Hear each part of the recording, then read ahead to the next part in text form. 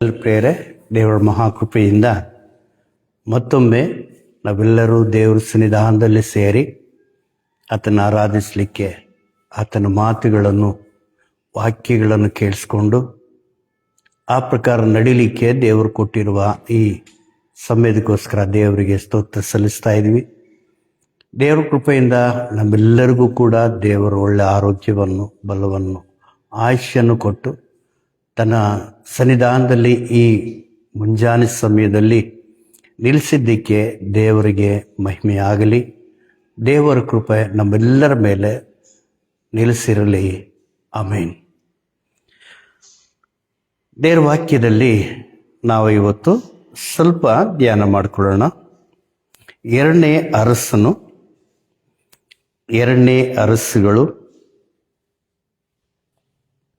2ನೇ ಅಧ್ಯಾಯ 19ರಿಂದ 22ವರೆಗೆ ಓದ್ಕೊಳ್ಳೋಣ. 2ನೇ ಅರಸರು 2ನೇ ಅಧ್ಯಾಯ 19ರಿಂದ 22ವರೆಗೆ ಓದ್ಕೊಳ್ಳೋಣ. ಯೆರಿಕೋವಿನ ಜನರು ಎಲೀಷನಿಗೆ, ನಮ್ಮ ಒಡೆಯನಾದ ನಿನಗೆ ಗೊತ್ತಿರುವಂತೆ ಈ ಊರು ಕಟ್ಟಲ್ಪಟ್ಟಿರುವ ಸ್ಥಳವು ಒಳ್ಳೆಯದಾಗಿದೆ. ಆದರೆ ನೀರು ಕೆಟ್ಟದಾಗಿರುವುದರಿಂದ ಬಂಜೆತನ ಹೆಚ್ಚು ಎಂದು ಹೇಳಿದರು.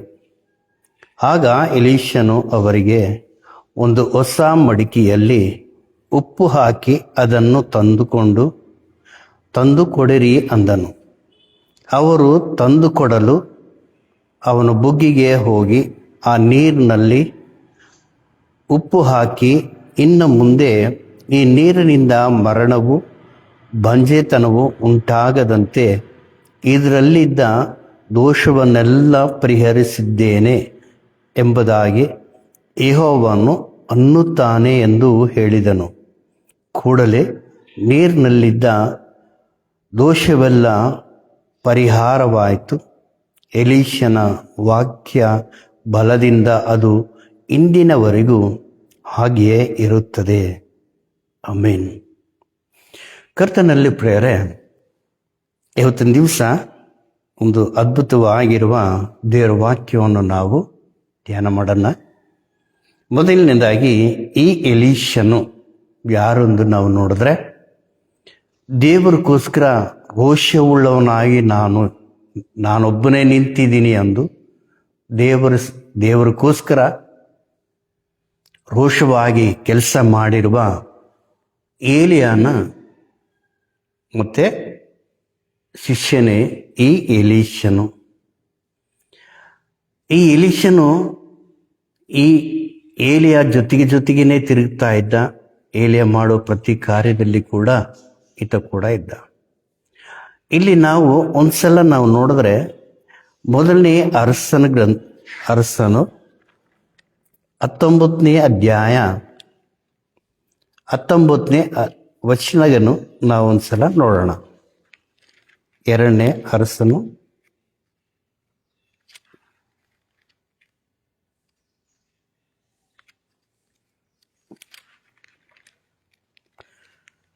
19ನೇ ಅಧ್ಯಾಯ 19ನೇ ವಚನ.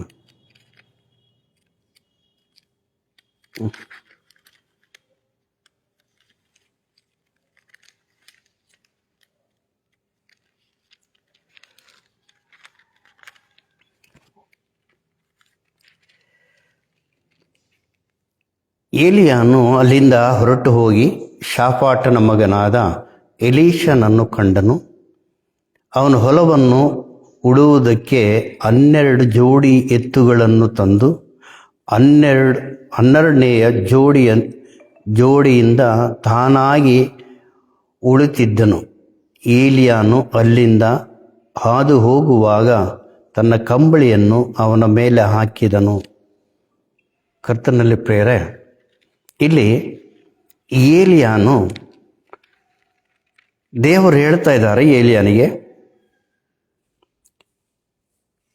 ನಿನ್ನ ನೀನಾದ ಮೇಲೆ ಇನ್ನೊಬ್ಬ ಪ್ರವಾದಿ ಬೇಕಾಗಿದೆ, ಅದಕ್ಕೋಸ್ಕರ ನೀನು ಶಾಫಾಟನ ಮಗನಾಗಿರುವ ಎಲೀಷನ ಕಡೆಗೆ ಹೋಗು ಅಂದು ಆ ಊರಿಗೆ ಕಳಿಸಿದ್ದಾರೆ.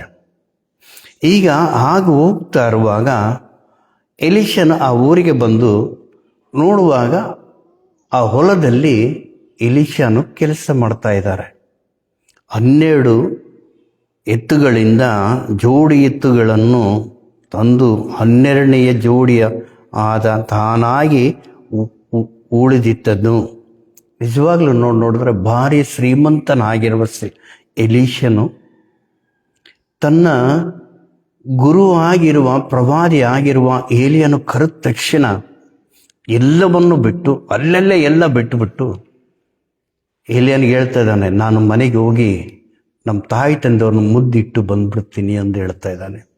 ಕರ್ತನಲ್ಲಿ ಪ್ರಿಯರೇ, ಈ ಎಲೀಷನು ಏನು ಬಯಸಿದಾನೆ? ಇಷ್ಟು ದೊಡ್ಡ ಶ್ರೀಮಂತನಾಗಿರುವ ಎಲೀಷನು ಎಲ್ಲವೂ ಬಿಟ್ಟು ದೇವರ ಕಡೆಗೆ ತಿರುಗಿದೆ, ದೇವರಿಗೋಸ್ಕರ ನಿಂತಿದ್ದಾನೆ. ಅದಕ್ಕೆ ಕಾರಣ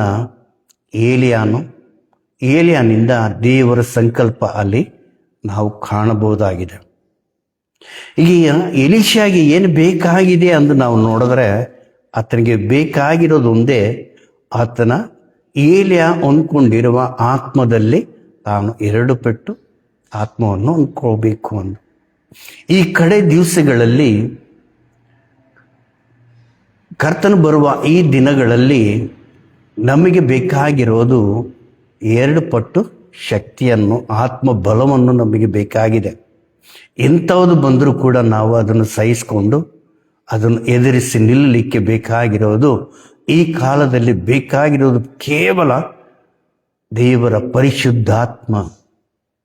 ಈ ಪರಿಶುದ್ಧಾತ್ಮ ಯಾರಲ್ಲಿ ಇರುತ್ತೋ, ಪವಿತ್ರಾತ್ಮದಿಂದ ತುಂಬಿದ್ದವರು ಯಾವುದಿಗೂ ಕೂಡ ಅಂಜಂಗಿಲ್ಲ, ಯಾವರಿಗೂ ಕೂಡ ಹಿಂದೆ ಮುಂದೆ ನೋಡಲ್ಲ. ಈ ಪವಿತ್ರಾತ್ಮ ಹೊಂದ್ಕೊಂಡಿದ್ದವರು ಈ ಲೋಕದ ಯಾವುದಕ್ಕೂ ಕೂಡ ಇಚ್ಛೆ ಪಡಲ್ಲ. ಅದೇ ಎಲೀಷಾದಲ್ಲಿ ನಾವು ನೋಡ್ತಾ ಇದ್ದೀವಿ.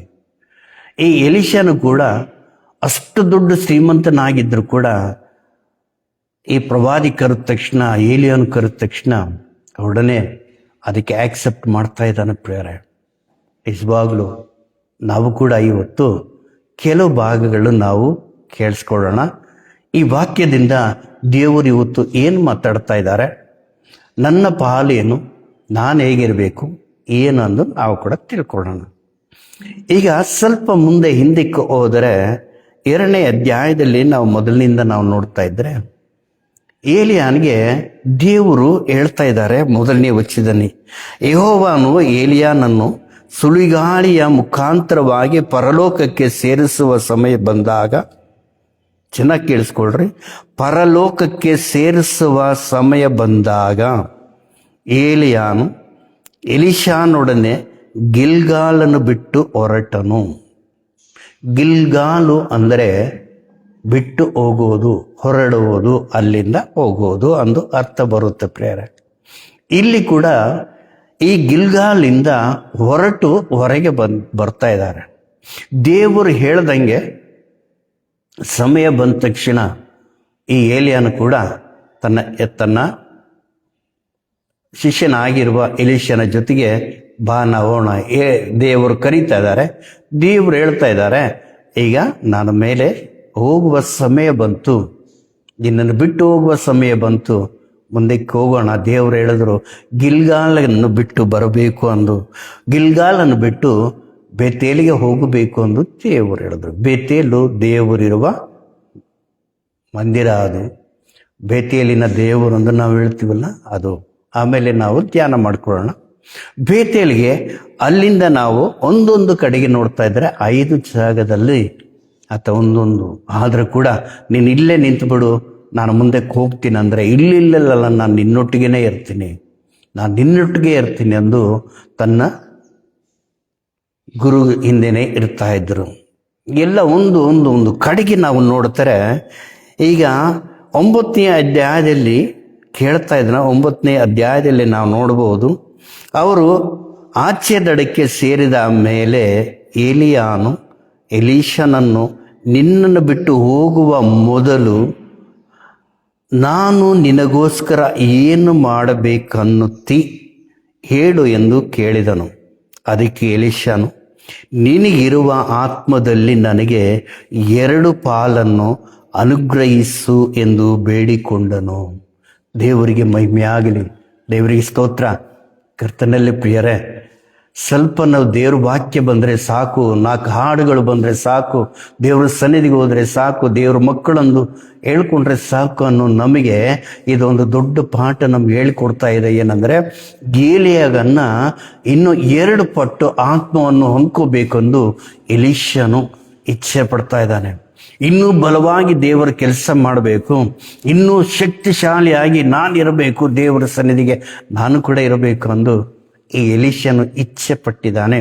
ಅದಕ್ಕೋಸ್ಕರ ಏಲನ್ನು ಕೇಳುವಾಗ ಮುಗೀತು, ಈಗ ನೀನು ನಾನು ಹೋಗುವ ಸಮಯ ಬಂತು, ಈಗ ನಿನ್ನನ್ನು ಬಿಟ್ಟು ಹೋಗುವ ಸಮಯ ಬಂದ್ಬಿಡ್ತು, ಈಗ ನಾನು ಏನು ಮಾಡಬೇಕು ಅಂತ ಕೇಳುವಾಗ, ನಿನಗೇನು ಬೇಕು ಅಂತ ಕೇಳುವಾಗ ಇತ್ತ ಕೇಳ್ತಾ ಇದ್ದಾನೆ 2 ಪಟ್ಟು ಆತ್ಮವನ್ನು. ನಿಜವಾಗ್ಲೂ ಹಿಂದೆ ನಾವು ನೋಡ್ತಾ ಇದ್ರು ಕೂಡ ಸಮುವೇಲನ ಗ್ರಂಥದಲ್ಲಿ ನಾವು ನೋಡ್ತೀವಿ, ಅಲ್ಲಿ ಕೂಡ ಸಮುವೇಲನ್ ಕೂಡ ಸಾಮುವೇಲ್ ಹೇಳ್ತಾ ಇದ್ದಾನೆ, ಎಷ್ಟು ಚೆನ್ನಾಗಿ ಹೇಳ್ತಾನೆ. ದೇವರು ಆತನಿಗೆ ಕೇಳ್ತಾ ಇದ್ದಾನೆ, ದಾವೀದರ ಮಗನಿಗೆ ದೇವರು ಸೊಲೊಮೋನಿಗೆ ಕೇಳ್ತಾ ಇದ್ದಾನೆ, ನಿನಗೇನು ಬೇಕು ಅನ್ನುವಾಗ ಇಷ್ಟು ದೊಡ್ಡ ನಿನ್ನ ಪ್ರಜೆಗಳನ್ನು ಆಳಲಿಕ್ಕೆ ಬೇಕಾಗಿರುವ ವಿವೇಕವನ್ನು, ಜ್ಞಾನವನ್ನು ನನಗೆ ಕೊಡು ಅಂತ ಹೇಳ್ತಾ ಇದ್ದಾನೆ. ಹೌದು ಪ್ರಿಯರೇ, ಆ ಕಾಲದಲ್ಲಿ ದೇವರಿಗೋಸ್ಕರ ನಿಂತಿದ್ದಾರೆ, ಅವ್ರಿಗೆ ಬೇಕಾಗಿರೋದು ಏನೊಂದು ಅವ್ರಿಗೆ ಚೆನ್ನಾಗಿ ಗೊತ್ತಿದೆ. ಅದಕ್ಕೋಸ್ಕರ ಆಳಲಿಕ್ಕೆ ಬೇಕಾಗಿರುವ ಜ್ಞಾನವನ್ನು ನನಗೆ ದಯಪಾಲಿಸು, ವಿವೇಕವನ್ನು ನನಗೆ ಕೊಡು, ನ್ಯಾಯವಾಗಿ ಪಾಲಿಸಬೇಕು ಅಂದು ಸೊಲೊಮೋನನು ಕೇಳ್ತಾ ಇದ್ದಾನೆ. ಈಗ ಈ ಎಲೀಷನು ಕೂಡ ಹೇಳ್ತಾ ಇದ್ದಾನೆ, 2 ಪಟ್ಟು ಆತ್ಮ ನನಗೆ ಕೊಡು, 2 ಪಟ್ಟು ನಿನಗೆ ಮೇಲೆ ಇರುವ 2 ಪಟ್ಟು ಆತ್ಮವನ್ನು. ಈಗ ಆತ್ಮವನ್ನು ಅಂದ್ಕೊಂಡಿದ್ದಾನೆ. ಅಂದ್ಕೊಂಡ ಮೇಲೆ ಮೊಟ್ಟ ಮೊದಲನೇ ಕಾರ್ಯ ಮಾಡಿದ್ದ ಎಲೀಷನು ನಾವು ನೋಡ್ತಾ ಇದ್ವಿ. ಇಲ್ಲಿ ಹೇಳ್ತಾ ಇದ್ದಾರೆ ಎರಿಕೋ ಸ್ಥಳವು. ಬೈಬಲಲ್ಲಿ ಎರಿಕೋ ಪಟ್ಟಣದ ಬಗ್ಗೆ ಭಾರಿ ವಿಶೇಷವಾಗಿ ಅನೇಕ ಕಥೆಗಳು ನಾವು ನೋಡ್ಬೋದು, ಅನೇಕ ವಾಕ್ಯಗಳು ನಾವು ನೋಡ್ಬೋದು. ಹಳೆಯ ಒಡಂಬಡಿಕೆಯಲ್ಲಾಗಲಿ ಹೊಸ ಒಡಂಬಡಿಕೆಯಲ್ಲಾಗಲಿ ನಾವು ಕಾಣ್ಬೋದು ಪ್ರಿಯರೇ. ಯೇಸು ಸ್ವಾಮಿ ಹೇಳ್ತಾ ಇದ್ದಾರೆ, ಒಬ್ಬನು ಬೆತ್ಲೆಹೇಮಿಂದ ಎರಿಕೋಗೆ ಹೋಗ್ತಾ ಇರುವಾಗ ಮಾರ್ಗ ಮಧ್ಯದಲ್ಲಿ ಏನಾಗಿದೆಯೋ ಕೂಡ ದೇವರು ನಮಗೆ ತಿಳಿಸಿದ್ದಾರೆ. ಹೌದು, ಎರಿಕೋ ಇಂಥ ಭಯಂಕರವಾಗಿರುವ ಈ ಎರಿಕೋ ಹೇಗೆ ಇದೆ ಎಂದು ಆ ಊರಿನವರು ಹೇಳ್ತಾ ಇದ್ದಾರೆ, ಅಲ್ಲಿರೋರು ಹೇಳ್ತಾ ಇದ್ದಾರೆ, ಅಯ್ಯ ಎಲೀಷಗೆ ಹೇಳ್ತಾ ಇದ್ದಾರೆ, ಈ ಪಟ್ಟಣ ಚೆನ್ನಾಗಿ ಕಟ್ಟಲ್ಪಟ್ಟಿದೆ, ಈ ಪಟ್ಟಣ ನೋಡಿದ್ರೆ ಭಾರಿ ಚೆನ್ನಾಗಿದೆ, ಸುಂದರವಾಗಿದೆ, ವಿಶೇಷವಾಗಿ ಭಾರಿ ಪ್ಲಾನ್ ಆಗಿ ಕಟ್ಟಲ್ಪಟ್ಟಿದೆ. ಆದರೆ ಇಲ್ಲಿರುವ ನೀರು ಏನಾಗಿದೆ, ಕೆಟ್ಟು ಹೋಗಿದೆ. ಈ ನೀರು ಸರಿಗಿಲ್ಲ, ಅದಕ್ಕೆ ಬಂಜೆತನ ಬಂದಿದೆ. ಈ ನೀರು ಕುಡಿಲಿಕ್ಕೆ ಕೂಡ ಯಾವುದು ಕೂಡ ಉಪಯೋಗ ಇಲ್ಲ. ಇಂಥ ಭಯಂಕರವಾಗಿರುವ ಈ ನೀರಿನಕ್ಕೋಸ್ಕರ ಊರು ಚೆನ್ನಾಗಿದೆ, ನೀರು ಸರಿಗಿಲ್ಲ. ಊರು ಚೆನ್ನಾಗಿ ಕಾಣಿಸ್ತಾ ಇದೆ, ಆದರೆ ನೀರಿನಲ್ಲಿ ಏನಿಲ್ಲಂತೆ, ಸ್ವಚ್ಛತೆ ಇಲ್ಲ, ಪರಿಶುದ್ಧತೆ ಇಲ್ಲ, ಪ್ಯೂರಿಟಿ ಇಲ್ಲ ಅಂತ ಹೇಳ್ತಾ ಇದ್ದಾರೆ. ಆಗ ಎಲೀಷನ್ ಹೇಳ್ತಾ ಇದ್ದಾನೆ, ಒಂದು ಹೊಸ ಮಡಿಕೆಯಲ್ಲಿ ಉಪ್ಪನ್ನು ನೀವು ತಗೊಂಡು ಬನ್ನಿ ಅಂದು. ಆ ಉಪ್ಪನ್ನು ತಗೊಂಡು ಬಂದ ಮೇಲೆ ತಗೊಂಡು ಬಂದು ಎಲ್ಲಿ ನಾವು ನೋಡ್ತಾ ಇದ್ದರೆ ಅದು ಆ ಬುಗ್ಗಿಗೆ ಹೋಗಿ ಆ ನೀರಿನಲ್ಲಿ ಉಪ್ಪು ಹಾಕಿ, ಇನ್ನು ಮುಂದೆ ಈ ನೀರಿನಿಂದ ಮರಣವು ಬರಲ್ಲ. ಹೌದು, ಬುಗ್ಗಿ ಒಳಗೆ ಆ ನೀರನ್ನು ಹಾಕಿ, ಆ ಬುಗ್ಗಿ ಒಳಗೆ ಆ ನೀರಲ್ಲಿ ಉಪ್ಪನ್ನು ಹಾಕಿದ್ದಾರೆ. ಆ ನೀರು ಈಗ ಹೇಳ್ತಾ ಇದ್ದಾನೆ, ದೇವರು ಇದು ಶುದ್ಧಿಪಡಿಸಿದ್ದಾರೆ, ಇದರಿಂದ ಮರಣ ಬರಲ್ಲ ಎಂದು ಯೆಹೋವನು ನಮಗೆ ತಿಳಿಸ್ಕೊಡ್ತಾ ಇದ್ದಾನೆ. ಈಗಲೂ ಆ ನೀರಿದೆ ಎಂದು ವಾಕ್ಯದಲ್ಲಿ ನಾವು ಚೆನ್ನಾಗಿ ನೋಡಿ, ದೇವರ ಕೃಪೆಯಿಂದ ನಾವು ಕೂಡ ಯೆರೂಸಲೇಮಿಗೆ ಹೋಗಿರುವಾಗ ಇದು ಈ ನೀರನ್ನು ನಾವು ಕೂಡ ಸೇವನೆ ಮಾಡಿದ್ವಿ. ದೇವರಿಗೆ ಎಷ್ಟೋ ಸ್ತೋತ್ರ ಹೇಳಿದ್ವಿ. ಸ್ವಾಮಿ, ಶುದ್ಧಿಪಡಿಸಿರುವ ಈ ನೀರನ್ನು ನಾವು ಸೇವನೆ ಮಾಡಲಿಕ್ಕೆ ನೀನು ಕೃಪೆ ತೋರಿಸಿದೆಯಲ್ಲ, ನಿನಗೆ ಸ್ತೋತ್ರ ಅಂದು ದೇವರಿಗೆ ಸ್ತುತಿ ಸಲ್ಲಿಸಿದ್ವಿ ಪ್ರಿಯರೇ.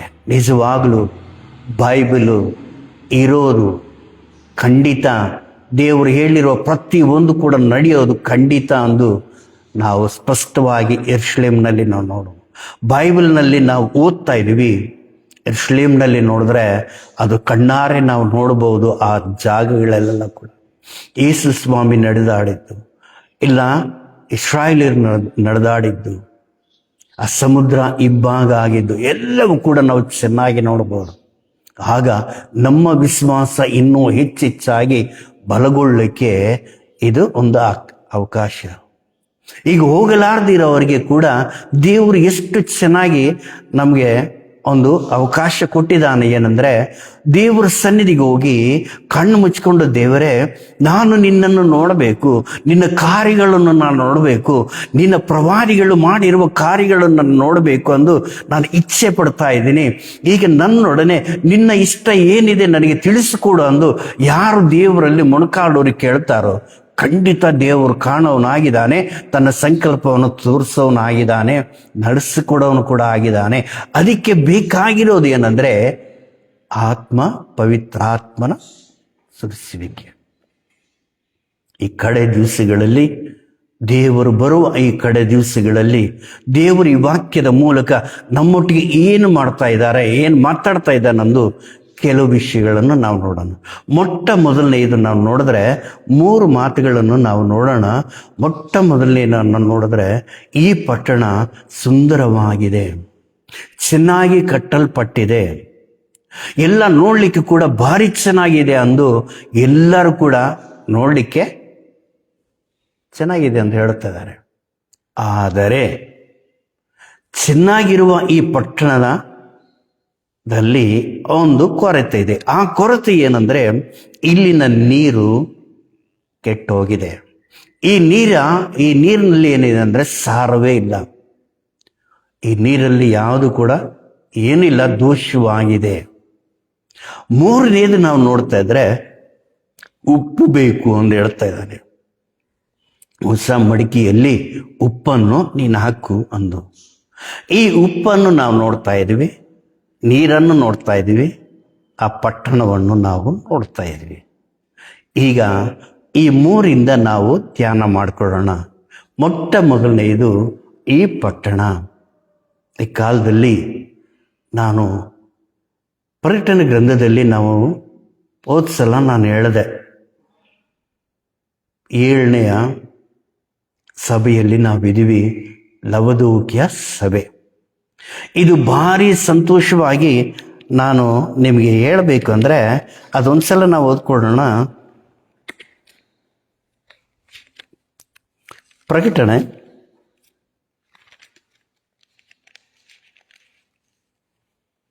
3ನೇ ಅಧ್ಯಾಯ 1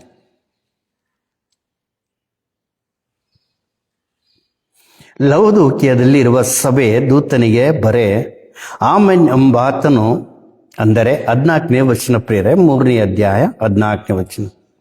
ಅಂದರೆ ನಂಬತಕ್ಕ ಸತ್ಯಸಾಕ್ಷಿಯು ದೇವರ ಸೃಷ್ಟಿಗೆ ಮೂಲನು ಆಗಿರುವಾತನು ಹೇಳುವುದೇನೆಂದರೆ, ನಿನ್ನ ಕೃತ್ಯಗಳನ್ನು ಬಲ್ಲೆನು, ನಿನ್ನು ತಣ್ಣಗೂ ಇಲ್ಲ ಬೆಚ್ಚಗೂ ಅಲ್ಲ. ನಿನ್ನು ತಣ್ಣಗಾಗಲಿ ಬೆಚ್ಚಗಾಗಲಿ ಇದ್ದರೆ ಒಳ್ಳೆಯದಾಗಿತ್ತು. ನೀನು ಬೆಚ್ಚಗೂ ಇಲ್ಲ ತಣ್ಣಗೂ ಇಲ್ಲದೆ ಉಗುರು ಬೆಚ್ಚಗಿರುವುದರಿಂದ ನಿನ್ನನ್ನು ನನ್ನ ಬಾಯೊಳಗಿಂದ ಕಾರುವೆನು.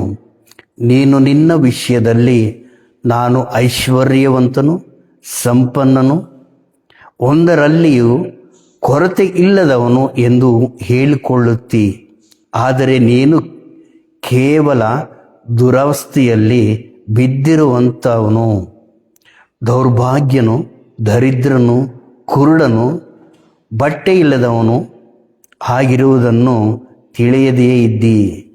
ಕರ್ತನಲ್ಲಿ ಪ್ರಿಯರೇ, ಈ ಸಭೆಯ ಲಕ್ಷಣಗಳನ್ನು ನೋಡಿದ್ರೆ ಏನಿದೆ ಅಂತ ಇಲ್ಲಿ ಚೆನ್ನಾಗಿ ಐಶ್ವರ್ಯವಂತನು, ಸಂಪನ್ನನು, ಒಂದರಲ್ಲಿಯೂ ಕೊರತೆ ಇಲ್ಲ.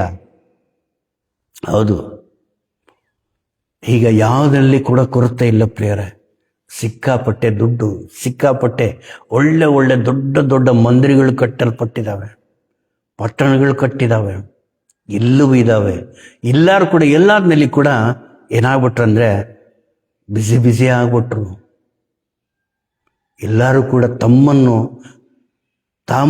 ತಾವು ಯಾವತ್ತೂ ಕೂಡ ನೋಡ್ಕೊತಾ ಇಲ್ಲ ಪ್ರಿಯರೇ. ಅದಕ್ಕೋಸ್ಕರ ನೋಡ್ಲಿಕ್ಕೆ ಚೆನ್ನಾಗಿ ಒಳ್ಳೆ ಸ್ಥಿತಿಯಲ್ಲಿದ್ದಂಗೆ, ಯಾವ ಕುಂದು ಕೊರತೆಗಳಿಲ್ದಂಗೆ ಕಾಣಿಸ್ತಾ ಇದೆ. ಆದರೆ ದೇವರು ಹೇಳ್ತಾ ಇದ್ದಾನೆ, ನೀನು ದರಿದ್ರನು ಅಂತ ಹೇಳ್ತಾ ಇದ್ದಾನೆ. ಎಷ್ಟು ಭಯಂಕರ ಮಾತಲ್ಲಿ ನಾವು ನೋಡಬಹುದು ಪ್ರಿಯರೇ. ನೀನು ಕುರುಡನು ಕೂಡ ಆಗಿದೆಯೇ, ಎಲ್ಲವೂ ಕೂಡ ಹೇಳ್ತಾ ಇದ್ದಾನೆ. ನೀನು ಅನ್ಕೊಂತಾ ಇದ್ದೀನಿ ನೀನು ಶ್ರೀಮಂತನಾಗಿದೆ, ಯಾವ ಕುಂದು ಕೊರತೆಗಳು ಇಲ್ಲ ಅಂತ ಹೇಳ್ಕೊತಾ ಇದ್ದಿ. ಅದ್ರಾಗೆ ದೇವ್ರು ಕಾಣಿಸ್ತಾ ಇರೋದು ನಮ್ಮ ಹೃದಯ. ಅದಕ್ಕೆ ದೇವ್ರು ಹೇಳ್ತಾ ಇದ್ದಾನೆ, ಹೃದಯಗಳನ್ನು ಪರಿಶೀಲಿಸುವನು ನಾನು, ಯಾರ ಹೃದಯ ಏನಿದೆಯೋ ಎಂದು ನೋಡೋವನಾಗಿದ್ದಾನೆ. ಅದಕ್ಕೆ ಇವತ್ತು ನಾವು ಚೆನ್ನಾಗಿ ಕಾಣಿಸಬಹುದು. ಇನ್ನೊಂದು ಥರ ನೋಡಿದ್ರೆ ದೇವರ ಮಂದಿರಗಳಲ್ಲಿ ಎಷ್ಟು ಚೆನ್ನಾಗಿ ಬೆಳೀತಾ ಇದೆ, ಜನಗಳು ತುಂಬಿ ತುಳುಕ್ತಾ ಇದ್ದಾರೆ ಮಂದಿರಗಳಲ್ಲಿ, ಭಾರಿ ದೊಡ್ಡ ದೊಡ್ಡ ಮಂದಿರಗಳಲ್ಲಿ. ಒಂದು ಟ್ರೆಡಿಷನ್ ಆಗಿ ನಾವು ಮುಂದಕ್ಕೆ ಹೋಗ್ತಾ ಇದ್ದೀವಿ ಪ್ರಿಯರೇ. ಈ ಟ್ರೆಡಿಷನ್ ಆಗಿರೋರಿಗೆ ಹೆಂಗೆ ಅಂದರೆ, ಒಂದು ಕೇವಲ ಟೈಮಿಂಗ್ ಮಾತ್ರ ನೋಡ್ತೀವಿ ನಾವು. ಸಮಯ ಪಾಲನೆ, ಎಲ್ಲದಕ್ಕೂ ಕೂಡ ಸಮಯ ಪ್ರಿಯರೇ, ಪ್ರತಿಯೊಂದಕ್ಕೂ ಕೂಡ ಸಮಯ. ಮತ್ತೆ ಆ ಸಮಯ ಬರಲ್ಲ ಅಂದು ಕೂಡ ಹೇಳ್ತೀವಿ. ಅದಕ್ಕೋಸ್ಕರ ಸಮಯವನ್ನು ನಾವು ನೋಡ್ತೀವಿ. ಚರ್ಚೆಗೆ ಬಂದರೆ ಹಾಡಾಡಲಿಕ್ಕೆ ಸಮಯ, ಪ್ರಾರ್ಥನೆ ಮಾಡಲಿಕ್ಕೆ ಸಮಯ, ದೇವರ ವಾಕ್ಯ ಕೇಳಿಸ್ಕೊಳ್ಳೋಕ್ಕೆ ಸಮಯ, ಪ್ರತಿಯೊಂದಕ್ಕೆ. ಇಷ್ಟರೊಳಗೆ ಪ್ರೇಯರ್ ಆಗಿಬಿಡ್ಬೇಕು, ನಾವು ಹೋಗ್ಬಿಡ್ಬೇಕು. ಎಷ್ಟೋ ಪ್ಲ್ಯಾನ್ ಆ ದಿವಸ ಎಲ್ಲ ಕೂಡ ನಾವು ಎಷ್ಟೋ ಹಾಕ್ಕೊಂಡ್ವಿ. ಆದರೆ ದೇವರು ಹೇಳ್ತಾ ಇದ್ದಾನೆ, 7ನೇ ದಿವಸ ಆಶೀರ್ವಾದ ಮಾಡಿದ್ದಾನೆ ದೇವರು. ಇದು ನನ್ನ ದಿನ, ವಿಶ್ರಾಂತಿ ದಿನ. ಈ ದಿನದಂದು 6 ದಿನ ನಿನಗೆ ಕೆಲಸ ಕೊಟ್ಟಿನಲ್ಲ, 6 ದಿನ ನೀನು ಸಂಪಾದನೆ ಮಾಡಬಹುದಲ್ಲ.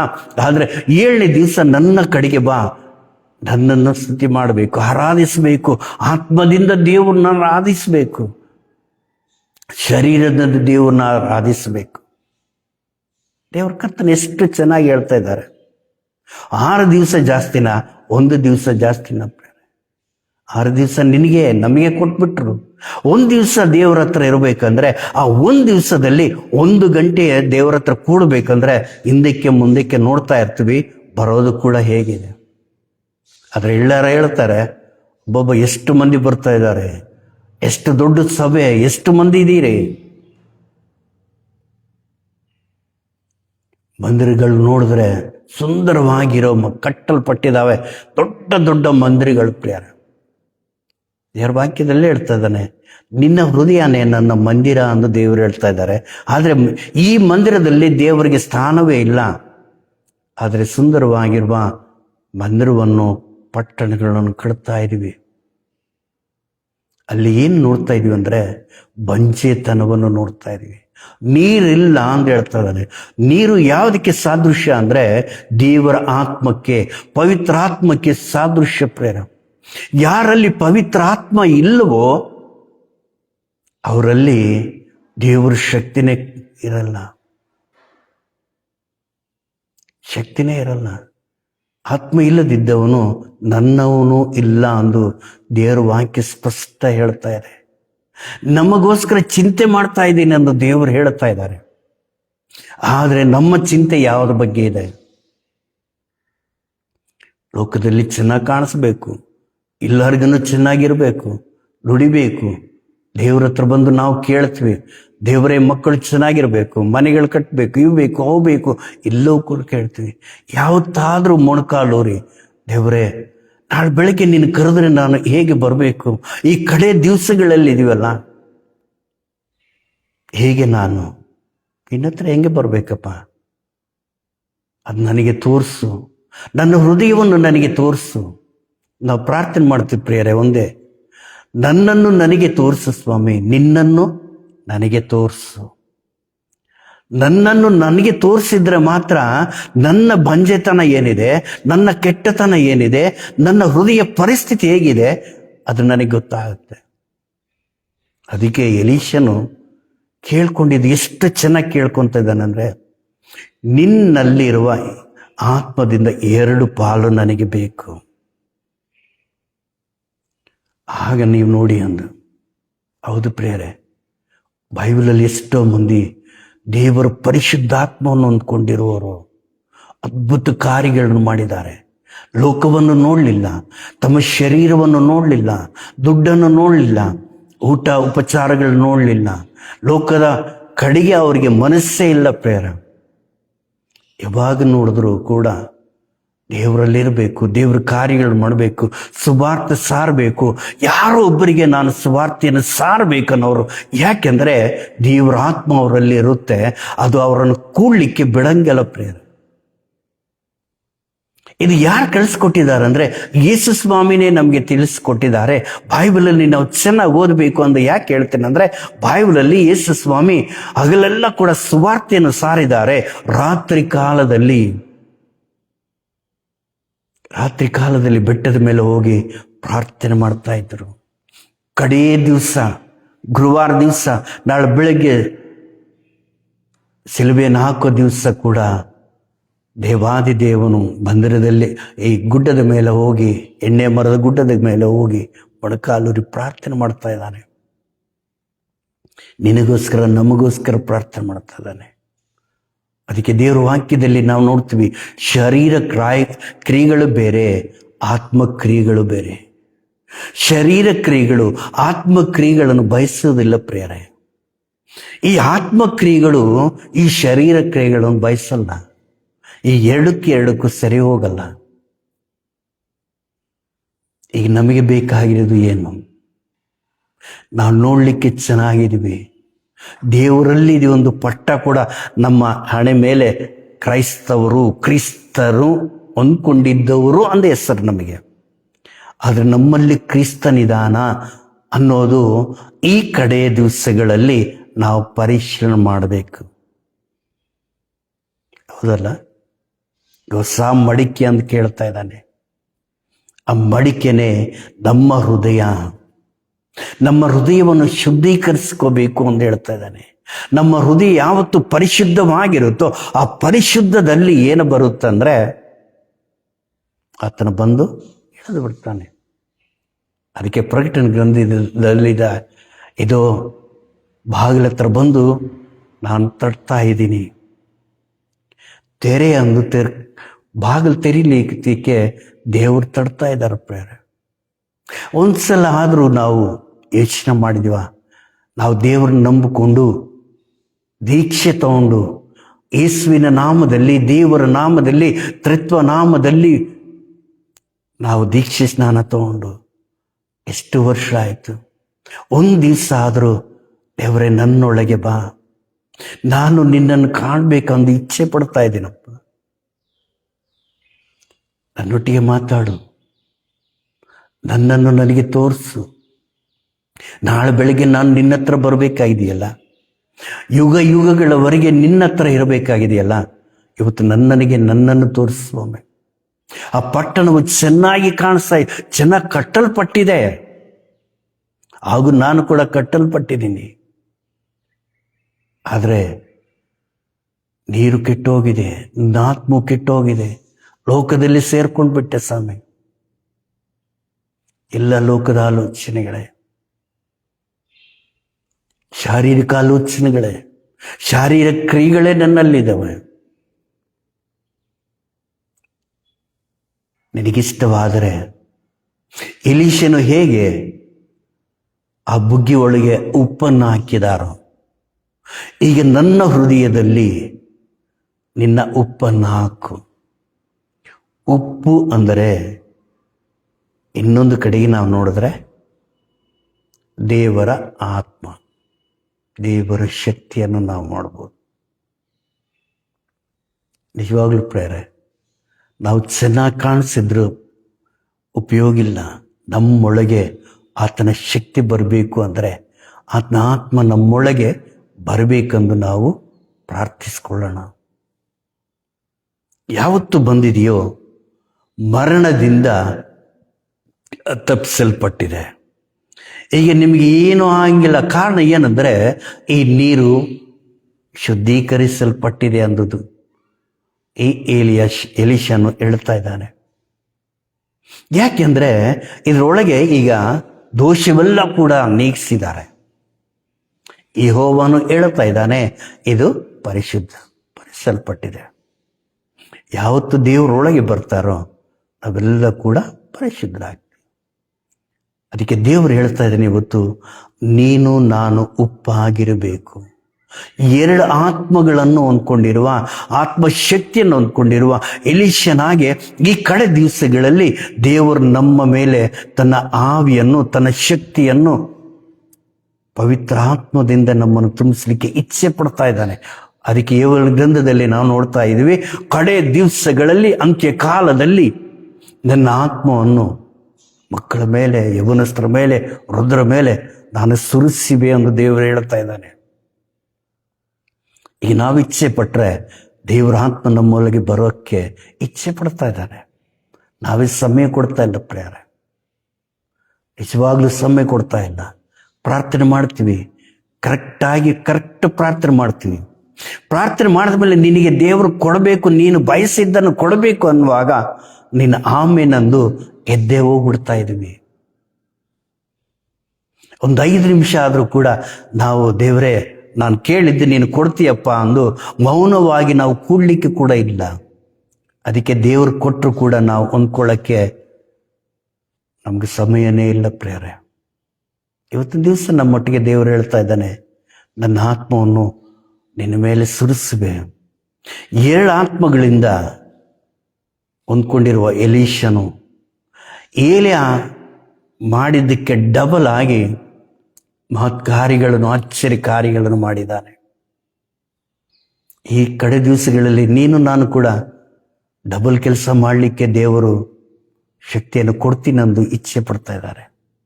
ಅದಕ್ಕೆ ಉಪ್ಪು ಅಂತ ಹೇಳ್ತಾ ಇದ್ದಾನೆ. ಮತ್ತೇನು ಬರೆದ ಸುವಾರ್ತೆಯಲ್ಲಿ 5ನೇ ಅಧ್ಯಾಯದಲ್ಲಿ 13ನೇ ವಚನ ನಾವು ನೋಡಿದ್ರೆ, ನೀವು ಉಪ್ಪಾಗಿರಬೇಕು. ಅದಕ್ಕೆ ಹೇಳ್ತಾ ಇದ್ದಾನೆ, ಎಷ್ಟು ಚೆನ್ನಾಗಿ ಹೇಳ್ತಾ ಇದ್ದಾನೆ. ನೀವು ನೋಡ್ರಿ, 5ನೇ ಅಧ್ಯಾಯ, ನೀವು ಭೂಮಿಗೆ ಉಪ್ಪಾಗಿದ್ದೀರಿ. ಉಪ್ಪು ಸಪ್ಪಗಾದರೆ ಅದಕ್ಕೆ ಇನ್ನಾತರಿಂದ ಉಪ್ಪಿನ ರುಚಿ ಬಂದಿತ್ತೆ. ಹೌದಲ್ಲ? ನಾವೆಲ್ಲ ಕೂಡ ಯಾವತ್ತು ದೀಕ್ಷೆ ಸ್ನಾನ ತಗೊಂಡಿದ್ವೋ ಆವತ್ತಿಂದ ನಾವು ಉಪ್ಪಾಗಿದ್ವಿ. ಯಾರಿಗಂತೆ? ಲೋಕಕ್ಕೆ. ದೇವ್ರು ಚೆನ್ನಾಗಿ ಹೇಳ್ತಾರೆ, ಭೂಮಿಗೆ, ನೀವು ಭೂಮಿಗೆ ಉಪ್ಪಾಗಿದ್ದೀರಿ. ಒಂದು ಹೇಳ್ತೀನಿ ನೋಡಿ, ಒಂದು ಅಡಿಗೆ ಹೇಳ್ತಿತ್ತಂತೆ, ಅಡಿಗೆಗೆ ಉಪ್ಪು ಹೇಳ್ತಾ ಇದೆ, ನೀವೆಲ್ಲರೂ ಕೂಡ ಎಲ್ಲವೂ ಕೂಡ ಹಾಕಿ ಮಾಡಿ ಒಳ್ಳೆ ಖಾದ್ಯವನ್ನು ನೀವು ಮಾಡಿ ಆಮೇಲೆ ನನ್ನನ್ನು ಹಾಕಿ ನೀವು ನೋಡಿ ಅಂತ ಹೇಳ್ತಾರೆ. ಸ್ವಲ್ಪ ಉಪ್ಪು ಕಡಿಮೆ ಆದ್ರೆ ರುಚಿನೇ ಬರಲ್ಲ ಪ್ರಿಯರೇ, ಹೌದಲ್ಲ? ಸ್ವಲ್ಪ ಉಪ್ಪು ಕಡಿಮೆ ಆದರೆ ನಾವು ಹೇಳ್ಬಿಡ್ತೀವಿ, ಅಯ್ಯೋ ಉಪ್ಪೇ ಇಲ್ಲ, ಸ್ವಲ್ಪ ಉಪ್ಪು ಹಾಕ್ರಿ. ಈಗ ನಾವು ಲೋಕಕ್ಕೆ, ಭೂಮಿ ಒಳಗಿರುವ ಅನ್ಯ ಜನಾಂಗಗಳಿಗೆ, ನಮ್ಮ ಸುತ್ತಲಿರೋರಿಗೆಲ್ಲರಿಗೆ ಕೂಡ ನಾವು ಉಪ್ಪಾಗಿದ್ದೀವಿ ಎಂದು ದೇವರು ಹೇಳ್ತಿರುವಾಗ ನಮ್ಮಲ್ಲಿ ನಿಜವಾಗ್ಲೂ ಉಪ್ಪಿದೆಯಾ? ಉಪ್ಪು ಇದ್ರೆ ಅದು ಸುಮ್ಮನೆ ಇರಂಗಿಲ್ಲ, ತನ್ನ ಸಾರವನ್ನು ಕೊಡುತ್ತೆ ಪ್ರಿಯರೇ. ಒಂದು ಮಾತು ಹೇಳ್ತೀನಿ ನಾನು, ನೀವು ಸಕ್ಕರೆ ತಗೊಳ್ರಿ, ಇಲ್ಲ ಎಂಥವುದನ್ನ ನೀವು ತಗೊಳ್ರಿ, ಎಲ್ಲದಕ್ಕೂ ಕೂಡ ಹುಳ ಬೀಳುತ್ತೆ. ನೀವು ಯಾವ ತರಕಾರಿ ತಗೊಳ್ರಿ, ಯಾವ ಸ್ವೀಟ್ ತಗೊಳ್ರಿ, ಏನಾದರೂ ತಗೊಳ್ರಿ, ಎಲ್ಲದಕ್ಕೂ ಕೂಡ ಯಾವುದು ಹುಳ ಬೀಳುತ್ತವೆ. ಆದರೆ ಉಪ್ಪಿಗೊಂದು ಮಾತ್ರ ಹುಳ ಬೀಳಲ್ಲ. ಇಲ್ಲಾದ್ರೆ ಕೇಳಿಸ್ಕೊಂಡ್ರ ಉಪ್ಪಿಗೆ ಹುಳ ಬಿತ್ತು ಅಂದು. ಆದರೆ ಸಾರವನ್ನು ಹೋಗ್ಬಿಡುತ್ತೆ. ಸಾರು ಹೋಯ್ತು ಅಂದರೆ, ಆ ಶಕ್ತಿ ಹೋಯ್ತಂದ್ರೆ, ಉಪ್ಪಿನ ಸಾರಾಂಶ ಹೋಯ್ತು ಅಂದ್ರೆ ಅದು ಸಪ್ಪಗೆ ಆಗ್ಬಿಡುತ್ತೆ, ಯಾವುದು ಕೂಡ ಉಪಯೋಗ ಇಲ್ಲ. ನಮ್ಮಲ್ಲಿ ದೇವರ ಆತ್ಮ, ದೇವರ ಶಕ್ತಿ ಇಲ್ಲ ಅಂದ್ರೆ ನಾವು ಸಪ್ಪಗಿದ್ದಂಗೆ, ಯಾವುದಕ್ಕೆ ಉಪಯೋಗ ಇಲ್ಲ. ಇದೀವಿ. ಹೌದಾ? ಹೌದು. ಇಷ್ಟರ ಮಟ್ಟಿಗೆ ಇರ್ತೀವಿ. ಬಿಟ್ಟು ನಮ್ಮಲ್ಲಿಂದ ರುಚಿಕರವಾಗಿರುವ ಮಾತುಗಳೇ ಬರಲ್ಲ. ದೇವರ ವಾಕ್ಯ ಹೇಳ್ತಾ ಇದೆ, ನಿನ್ನ ಮಾತು ಉಪ್ಪಿನಾಗಿರಬೇಕು, ರುಚಿಯಾಗಿರಬೇಕು. ಯಾವುದಿಂದ ರುಚಿ ಬರುತ್ತಂದ್ರೆ ದೇವರ ಆತ್ಮದಿಂದ. ದೇವರ ವಾಕ್ಯ ನಮ್ಮೊಳಗೆ ಯಾವತ್ತು ಬರುತ್ತೋ, ಈ ವಾಕ್ಯ ನಿನ್ನ ನುಡಿಗಳು ಹೇಗಿರುತ್ತೋ ಅಂದ್ರೆ ಅನೇಕ ಜನಗಳಿಗೆ ಆಲೋಚನೆ ಹೌದಲ್ಲ, ನಾನು ಹೀಗಿದ್ದೀನ, ಹೀಗೆ ಮಾಡಬೇಕಾಗಿತ್ತಲ್ಲ, ಈಗ ನಾನು ಹಾಗೆ ಮಾಡಲಿಲ್ಲಲ್ಲ ಅಂದು ನಮ್ಮನ್ನು ನಾವೇ ಯೋಚನೆ ಮಾಡ್ಕೊಂತೀವಿ. ಹೌದಲ್ವಾ? ಈಗ ನಮಗೆ ಬೇಕಾಗಿರೋದೇನು? ನಾವೊಂದ್ಸಲ ನೆನೆಸ್ಕೊಳ್ಳೋಣ. ನನಗೀಗ ಉಪ್ಪು ಬೇಕು. ನನ್ನ ಹೃದಯದಲ್ಲಿ ದೇವರ ಪವಿತ್ರ ಆತ್ಮ ಇಳಿದು ಬರಬೇಕು.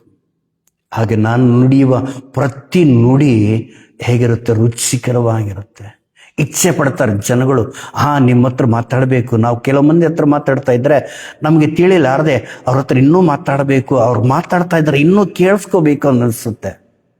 ಅಷ್ಟು ಚಂದವಾಗಿ ಮಾತಾಡ್ತಾರೆ, ಅಷ್ಟು ಚೆನ್ನಾಗಿ ನಮಗೆ ಮನಸ್ಸಿಗೆ ಒಂಥರ ಸಂತೋಷ, ಒಂದು ಆನಂದ ಬರುತ್ತೆ ಪ್ರೇರೆ.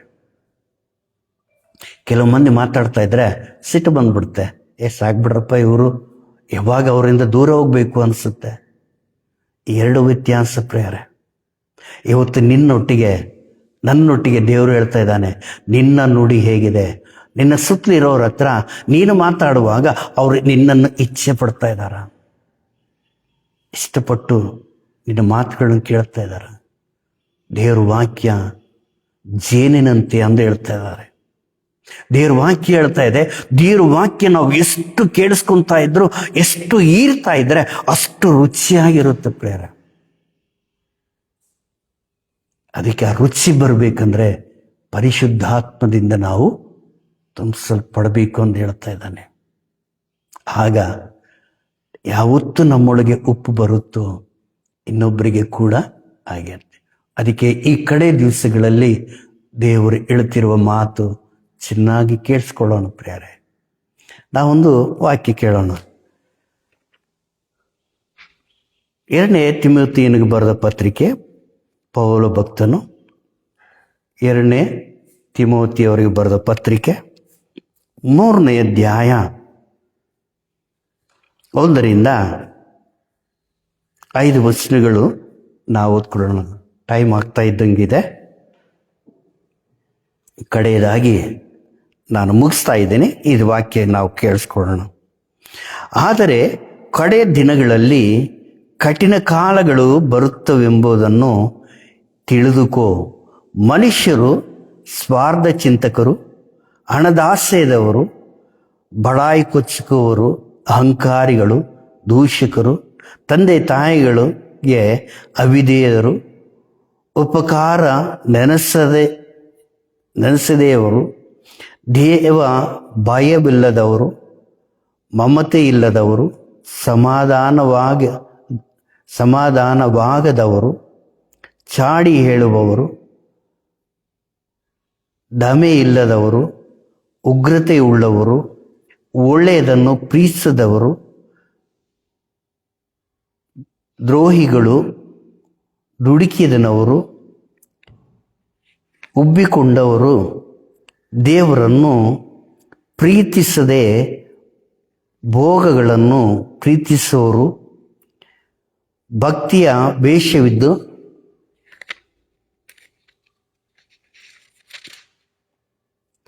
ಅದರ ಬಲವನ್ನು ಬೇಡವನ್ನವರು ಆಗಿರುವರು. ಕರ್ತನಲ್ಲಿ ಪ್ರೇರೆ, ಇದು ಆಮೇಲೆ ನೀವು ಚೆನ್ನಾಗಿ ಧ್ಯಾನ ಮಾಡಿಕೊಳ್ಳ್ರಿ. ದೇವರು ನಿಮ್ಮೊಟ್ಟಿಗೆ ಮಾತಾಡ್ತಾರೆ. ಈ ಕಡೆ ದಿವಸಗಳಲ್ಲಿ ಇವೆಲ್ಲ ಕೂಡ ಇದ್ದಾವೆ. ನಾವು ಚೆನ್ನಾಗಿ ಕಾಣ್ಬೋದು, ನಮ್ಮ ಕಣ್ಣಾರೆ ನಾವು ನೋಡ್ತಾ ಇದ್ವಿ. ಅದಕ್ಕೆ ದೇವರು ಹೇಳ್ತಾ ಇದ್ದಾರೆ, ಈ ಕಡೆ ದಿವಸಗಳಲ್ಲಿ ದೇವರ ಕೇವಲ ಒಂದು ಭಕ್ತಿ, ಮೇಲೆ ನೋಟಕ್ಕೆ ಮಾತ್ರ ಭಕ್ತಿ ಇದೆ. ದೇವರ ಬಲವನ್ನು ಅಂದ್ಕೊಳ್ತಾ ಇಲ್ಲ. ಅದಕ್ಕೋಸ್ಕರ ಪೌಲನೇ ಹೇಳ್ತಾ ಇದ್ದಾನೆ, ಈ ಕಡೆ ದಿವಸಗಳಲ್ಲಿ ಹೀಗಿರಬಾರ್ದು. ಕನ್ಕ್ಲೂಷನ್ಗೆ ಬರ್ತಾ ಇದೀವಿ ಪ್ರೇರೆ. 3 ಮಾತು ಚೆನ್ನಾಗಿ ಕಟ್ಟಲ್ಪಟ್ಟಿದೆ, ಆದರೆ ನೀರು ಕೆಟ್ಟೋಗಿದೆ. ಆದರೆ ದೇವರ ಕೃಪೆ ಏನಂದರೆ ಈ ಪ್ರವಾದಿ ಹೇಳ್ತಾ ಇದ್ದಾನೆ, ಉಪ್ಪನ್ನು ತಗೊಂಡು ಬನ್ನಿ ಅಂದು, ಹೊಸ ಮಡಿಕೆಯಲ್ಲಿ ಉಪ್ಪನ್ನು ತಗೊಂಡು ಬನ್ನಿ ಅಂದು. ಆಗ ನೀರು ಪರಿಶುದ್ಧವಾಯಿತು. ಈಗಲೂ ಕುಡಿಲಿಕ್ಕೆ ಅದು ಯೋಗ್ಯವಾಗಿದೆ, ಪರಿಶುದ್ಧವಾಗಿದೆ. ದೇವರು ಇವತ್ತು ನಮ್ಮನ್ನು ಪರಿಶುದ್ಧನಾಗಿ ಮಾಡಬೇಕೆಂದು ಇಚ್ಛೆ ಪಡ್ತಾ ಇದ್ದಾನೆ.